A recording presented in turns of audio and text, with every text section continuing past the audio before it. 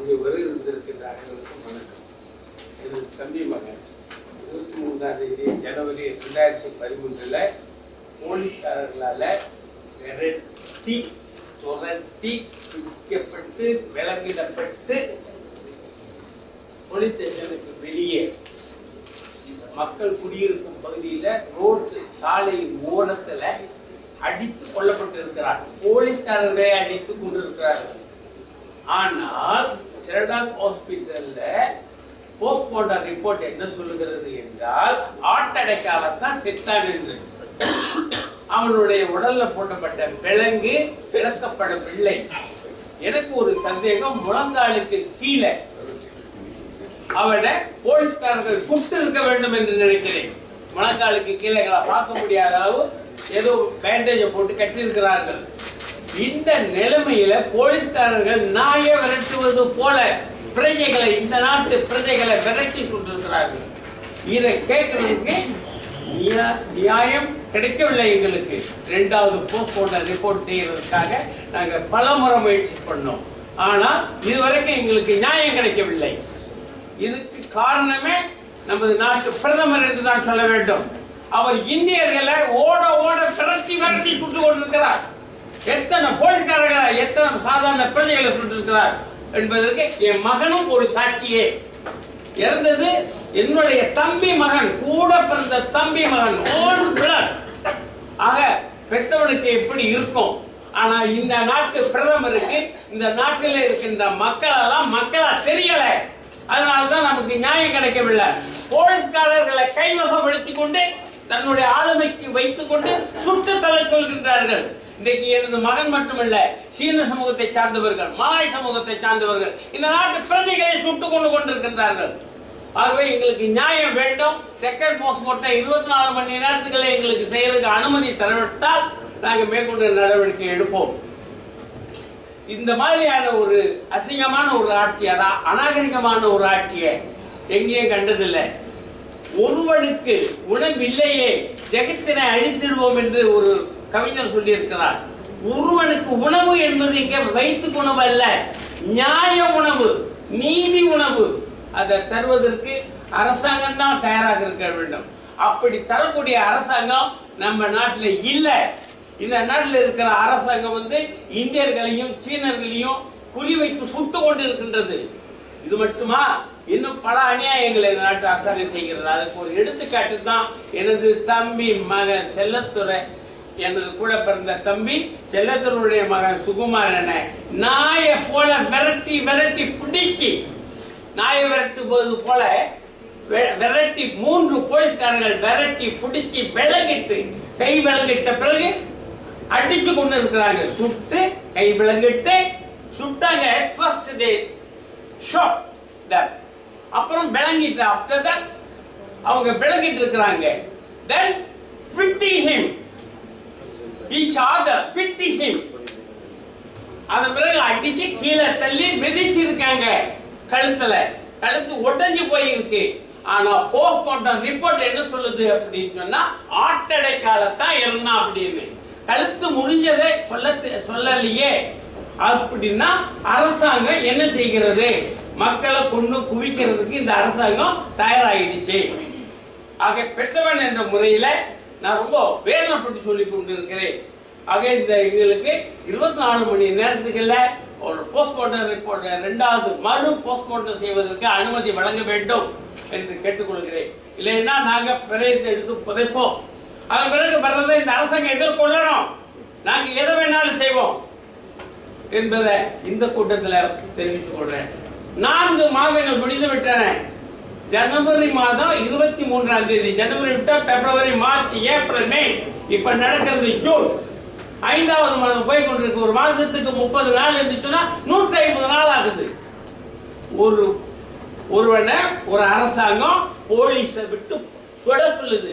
ஏன் சுட சொல்லுது? போலீஸ்காரருக்கு சுட சொல்றதுக்கு அனுமதி தருவது பிரைம் மினிஸ்டர் டிபார்ட்மெண்ட் தான். அந்த பிரைம் மினிஸ்டர் டிபார்ட்மெண்ட் ஏன் இந்த மாதிரி கிறுக்கத்தனமா செய்யுது? பைத்தியம் பிடிச்ச அலையுதா? எல்லாரும் குத்து சொல்லணும்னுட்டு ரத்த வெறி பிடிச்ச அலையுதா? வந்தா வர சொல்லுங்க அந்த பிரைம் மினிஸ்டரை. என்னுடைய ரத்தத்தை கொடுக்க நான் தயாரா இருக்கிறேன். என் மகனுக்காக என் ரத்தத்தை கொடுக்க தயாரா இருக்கேன். வர சொல்லுங்க prime மினிஸ்டரை. I am ready. Any time I am ready to give my blood to the government, the prime minister.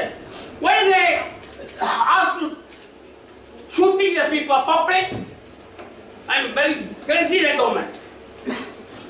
Thank you. Let me translate what he said, that on 23rd January 2013, my nephew was chased, beaten, handcuffed and beaten by the roadside. A shot was also fired, we are told. A shot was also fired. But the Sultan Hospital says it was a heart attack. We don't believe this. They chased my nephew like a dog. They chased him and beat him up like a dog. We tried so many times to get a second post-mortem done over the past few months. We never got justice. I hold the Prime Minister responsible. My nephew, my own blood, has died. And this Prime Minister doesn't give me justice, doesn't give us justice. Not just my son, but many other people, from many other races have also been affected. We give them 48 hours. A poet says, a Tamil poet says, the government